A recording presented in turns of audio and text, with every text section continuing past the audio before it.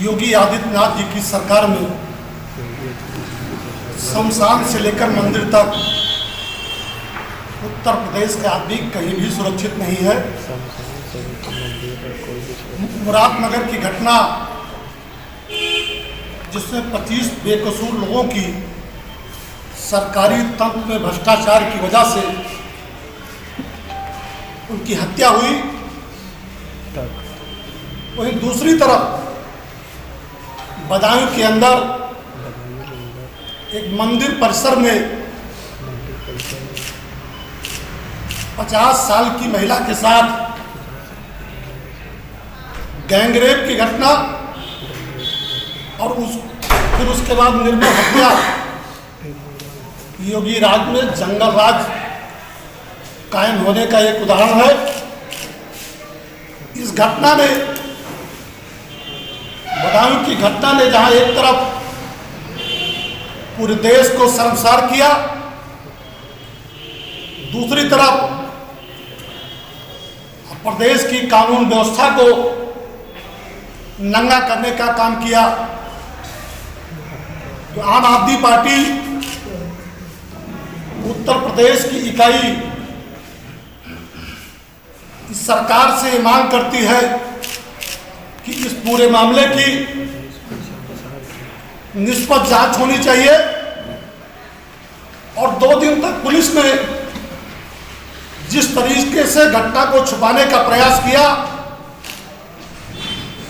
उससे यह साबित होता है कि भारतीय जनता पार्टी के किसी नेता या उनके किसी बड़े अधिकारी का संरक्षण रहा होगा, जो उत्तर प्रदेश में आए दिनों में देखने को मिलता है।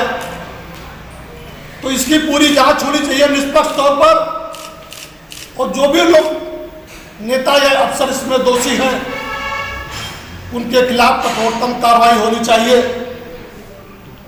बदायूं की घटना को लेकर आम आदमी पार्टी 7 जनवरी को पूरे उत्तर प्रदेश में पार्टी की सभी जिला इकाई राज्यपाल महोदया जी के नाम एक ज्ञापन सौंपेगी और ये मांग करेगी कि बदायूं की घटना की निष्पक्ष जांच हो और इस घटना में प्रत्यक्ष अप्रत्यक्ष रूप से जो भी नेता अफसर शामिल है उनके खिलाफ कार्रवाई की जाए। इसी के साथ आम आदमी पार्टी के उत्तर प्रदेश बहुत सारे साथी आम आदमी पार्टी से लगातार जुड़ रहे हैं। ऐसे भी लोग पार्टी के साथ जुड़ रहे हैं जो युवाओं को रोजगार देने में सहायता करते हैं, जो उत्तर प्रदेश में शिक्षा व्यवस्था को एक दिशा देने का काम करते हैं। ऐसे हमारे साथी जो इलाहाबाद के साथी ये कपिल देव जी हैं, उर्फ केडी सिंह जी, जो आईएएस की कोचिंग चलाते हैं इलाहाबाद के अंदर, और अब तक उन्होंने 300 से ज्यादा इस देश को आईएएस देने का काम किया। लगभग 1000 लोग को पीसीएस बनाने का काम किया और बहुत सारे लोगों को टीचर और दूसरी नौकरियों में इनकी कोचिंग के जरिए लोगों को नौकरी मिली है। तो आम आदमी पार्टी उत्तर प्रदेश इकाई की तरफ से हम केडी सिंह जी का स्वागत करते हैं। ये उम्मीद करते हैं कि उत्तर प्रदेश में शिक्षा के क्षेत्र में वो और ज़्यादा काम करेंगे।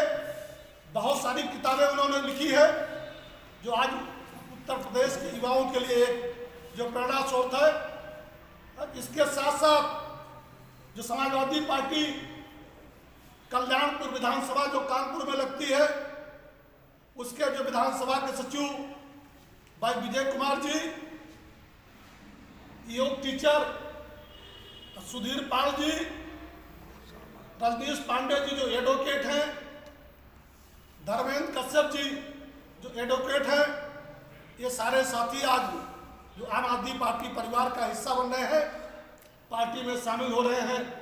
इन सभी साथियों का हम उत्तर प्रदेश की इकाई की तरफ से हम उनका हार्दिक स्वागत और अभिनंदन करते हैं।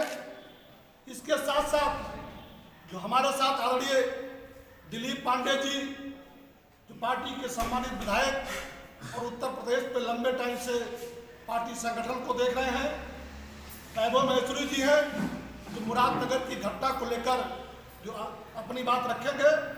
भाई वैभव महसूरी जी। इसका रोज एक नायाब मॉडल सामने आता है। शुरू में ऐसी घटना हुई थी कि उनके गृह जनपद गोरखपुर में 67 बच्चों की मौत एक ही दिन में हो गई थी।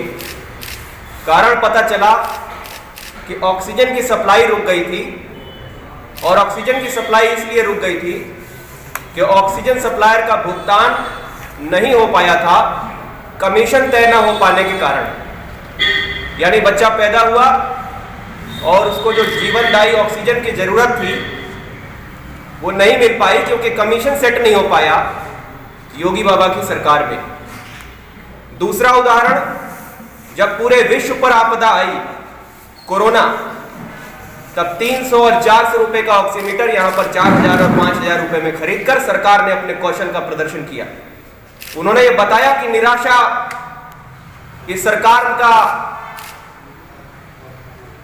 काम नहीं है, हम हर आपदा में अवसर ढूंढ लेते हैं। बनारस में पुल गिर गया, तमाम लोग मर गए, सड़कों के गड्ढे किसी से छिपे नहीं हैं, स्कूलों के कमीशन खाई हुई बिल्डिंगें किसी से छिपी हुई नहीं है, बिजली के बिलों को देखकर लोगों को हार्ट अटैक हो रहा है, मृत्यु हो रही है। और इन सब कारणों से जब जान लेने के बाद आदमी शमशान घर पहुंचता है तो उसको अंतिम विदाई देने जो लोग जाते हैं उनकी मौत भी लिंटर के नीचे दबकर हो जाती है, क्योंकि लिंटर भी कमीशन खोरी से बना था। गाजियाबाद के मुरादनगर जिले में, मुरादनगर में जो लिंटर गिरा, इसको बनाने वाले ठेकेदार का खुलासा है कि 28 से 30% कमीशन अधिकारियों को दिया गया, उसने खुद दिया। सवाल यह है कि अधिकारियों को 28 से 30% कमीशन देने पर मात्र किसी एक अधिकारी के लेवल का तो ये मामला नहीं होगा, जेई को भी जाएगा, एक्सीएन को भी जाएगा, डीएम स्तर तक जाएगा, पुलिस वालों की भी मिली भगत होगी, शासन को जाएगा, विभाग को जाएगा, विभाग के मंत्री को भी जाएगा, और मुख्यमंत्री सचिवालय भी क्यों पीछे रहेगा, उसको भी जाएगा। जब अफसरों की पोस्टिंग ही कमीशन तय करके होती है तो उस कमीशन को निकालेगा अफसर ठेकेदारों से कमीशन लेकर। लेकिन फिर भी कहते हैं कि डायन भी एक दो घर छोड़ देती है। शमशान घर में 30% कमीशन खाकर बना हुआ ये शेल्टर घर गिर गया, इसके नीचे 25 लोगों की मौत हो गई और तमाम और घायल हैं। मोदी जी ने अपने प्रचार में सही कहा था, शमशान तो भरपूर होने चाहिए। जब इतनी भ्रष्ट सरकार आएगी तो शमशान तो भरपूर होने ही चाहिए, कब्रिस्तान बहुत होने चाहिए, क्योंकि ये सरकार सबका साथ लेकर चलती है। लाशें गिरेंगी तो सबकी गिरेंगी, चाहे हिंदू की हो या मुसलमान की हो। सरकार जब हत्याएं करेगी तो सभी की करेगी, चाहे हिंदू की हो या मुसलमान की हो। तो ये सबका साथ लेकर चल रहे हैं, सबका विनाश लेकर चल रहे हैं, सबके साथ कमीशन लेंगे।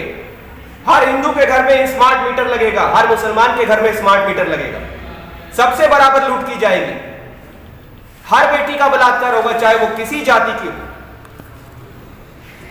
आम आदमी पार्टी इस घटना की सीबीआई के द्वारा जांच कराने की मांग करती है, और जिस तरह हाथरस कांड में प्रदेश की सरकार ने लीपापोती करके उल्टा उस बच्ची के घर वालों को ही फंसाने का और उनको दोषी करार देने का काम किया था, उससे यह तय है कि सीबीआई भी यदि हाईकोर्ट की निगरानी में काम नहीं करेगी तो उसके भी ऊपर दबाव पड़ना स्वाभाविक है, क्योंकि केंद्र में भी भाजपा की सरकार है। इसलिए हाईकोर्ट मॉनिटर्ड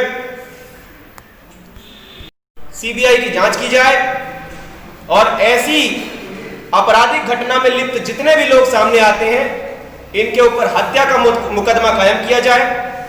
और इस संबंध में परसों यानी 8 तारीख को आम आदमी पार्टी पूरे प्रदेश में एक प्रदेशव्यापी आंदोलन करेगी, जिसकी सूचना आपको दे दी जाएगी।